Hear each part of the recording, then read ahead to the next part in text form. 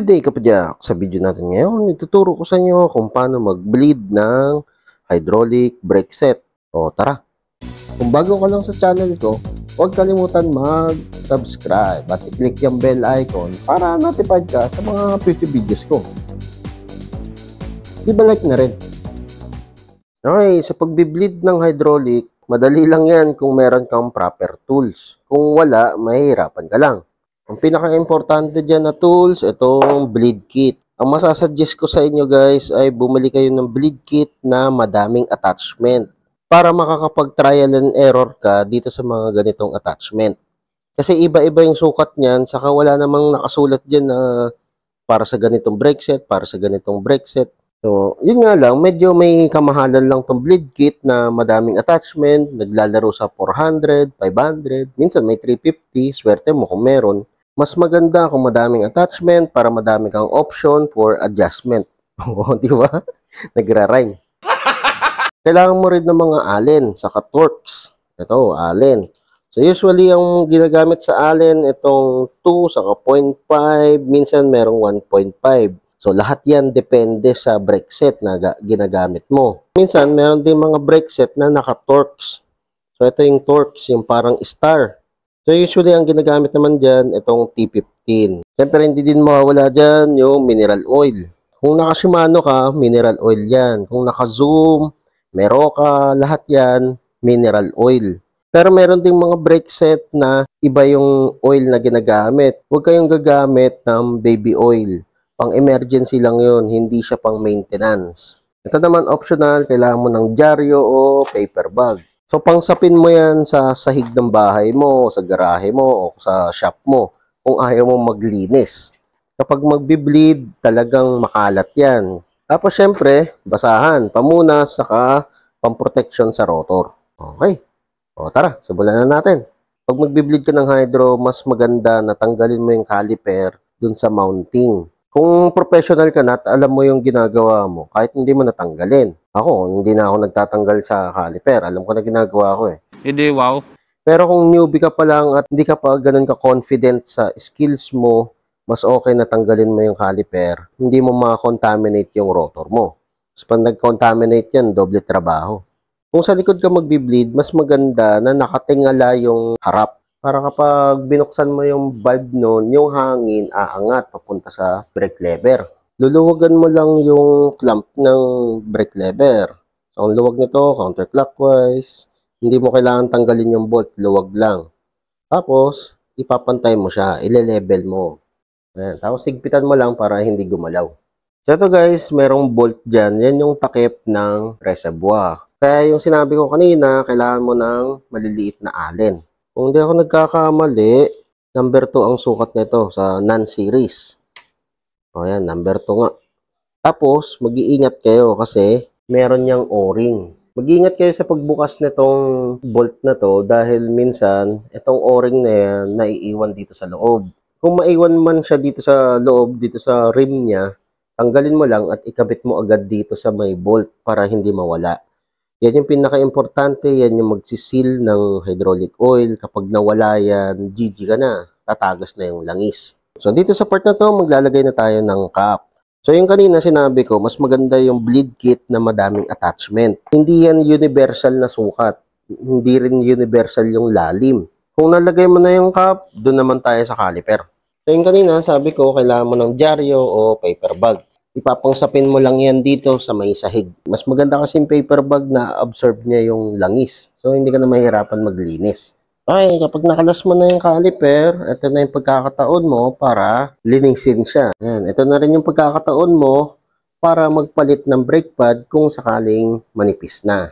Pero kung newbie ka pa lang, mas maganda na tanggalin mo yung brake pad para hindi mo makontaminate yung brake pad. So, ganun din, kung medyo madumi yung brake pad mo, dilinisin mo lang. Ayan. So, ito yung bleed port, guys. Meron siyang rubber na takip. So, tatanggalin mo lang.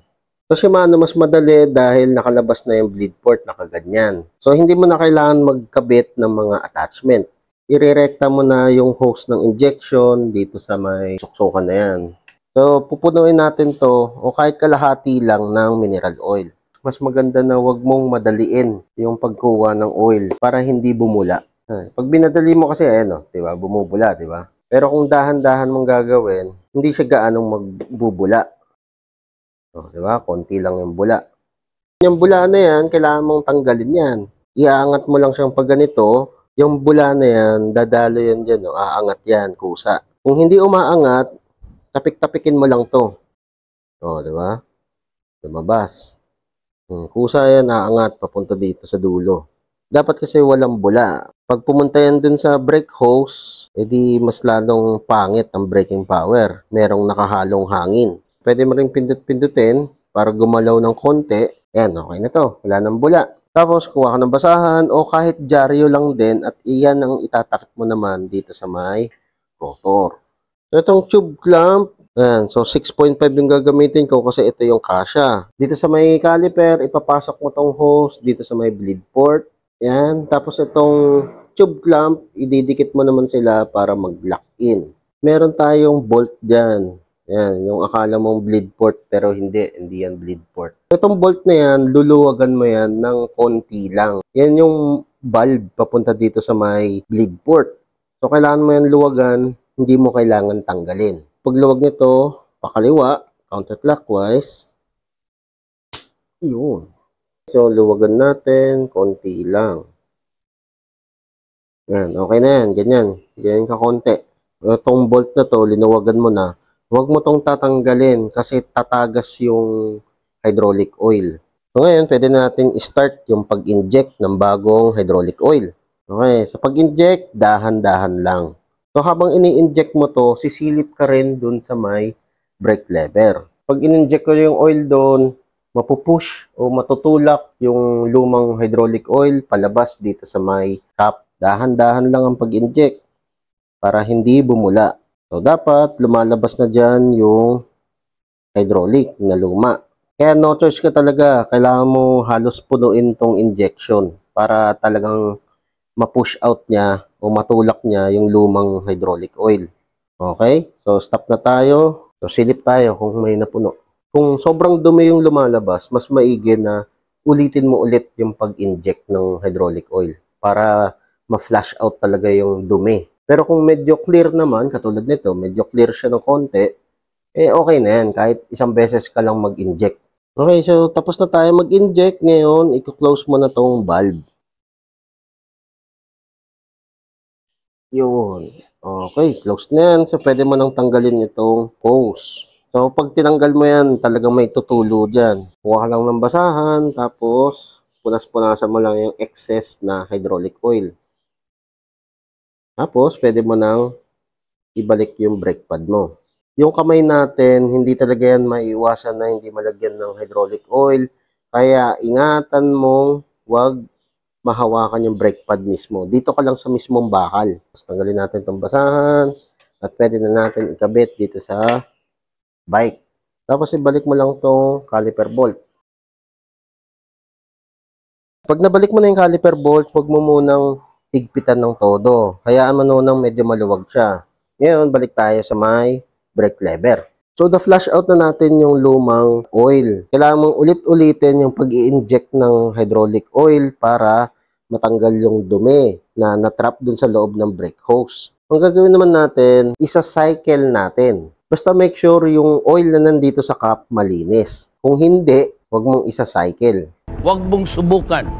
Masisira ang buhay mo. So, bakit natin kailangan i-cycle? Pag hindi mo kasi yan sinaykel, yung tinanggal mo agad to, meron pa yung natitirang hangin dito sa loob ng brake hose. Pitik-pitikin mo lang yung sa may hydraulic oil para kung may matrap man na hangin, umangat agad, pumunta dito sa may cap. Pitik-pitikin mo habang sinacycle mo. Ang pag-cycle nito, dahan-dahan mong pipigain yung brake lever. Minsan lumulubog agad yan o hindi nag-cycle yung oil. Pero sa pangalawa o pangatlong piga, titigas na yan. So, minsan kapag nagsa-cycle ka, mas lumalabas pa dyan yung lumang oil. Kasi nagagalaw yung mechanism. So, dahan-dahan lang. Kasi pag minadali mo yung pagpigaan yan, magkikreate ulit siya ng bagong bula. So, kung sa tingin mo, okay na, consistent na yung tigas ng brake lever, hindi na siya lumalambot, hindi na siya lumulubog, pwede mo nang isarat itong cap. So, ang pangsara ng cap, ito, yung kasama din sa bleed kit. Itong parang plunger rod. Ayan, pasok mo lang dyan. Tapos, dahan-dahanin mong tanggalin yung cap dito sa brake lever. Ayan. So, hindi na yan tutulo dahil dito sa may plunger. Malinis pa yung hydraulic oil katulad niyan. Iniipon ko yan sa separate na lalagyanan. Itong used na hydraulic oil, ito naman yung usually binibigay ko sa mga budget meal nating customer. Yung talagang walang pampableed o medyo kapos sa budget. As long as malinis, okay pa yan. Pero kung medyo madumi na, yung parang nagbablock na, wag yun. Tapon na yun. Pero yan, medyo goldish pa siya, parang reddish. Okay yan. Siyempre, wag mo yan ihahalo sa bagong oil. Di nagluma yung bagong oil, di ba? Separate na lalagyanan lang. So ngayon, pwede na natin ibalik itong takip ng reservoir. Make sure na nakapasok dyan yung o-ring. Kapag wala yung o-ring dyan, i-check mo dito, baka naiwan lang. Pag naiwan, ikabit mo lang dito, ipasok mo lang dito sa may screw. Siguraduhin mo lang na pantay yung bolt, kamayin mo lang muna. Kasi pag tagilid yung pagpasok niyan, malilose thread yung butas. Masisira yung brake lever, magpapalit ka pa. Ngayon, nakabaon na siya, pwede mo na siya higpitan. Ang paghigpit nito, pakanan, clockwise, tapos hindi niya kailangan ng sobrang higpit. Yung saktong higpit lang. Yan, okay na yan. Okay, ngayon, balik na natin sa dati niyang position, yung brake lever. Tapos, higpit. Okay. So, yung kanina, hindi pa natin hinigpitan itong caliper bolt. Kasi, syempre, tinanggal natin siya sa mounting. So, syempre, nawala ulit yung alignment niya. Para ma-align to, o ma-center siya dito sa rotor, pigain mo lang yung brake lever. So, habang nakapiga ka, saka mo siya higpitan. Okay.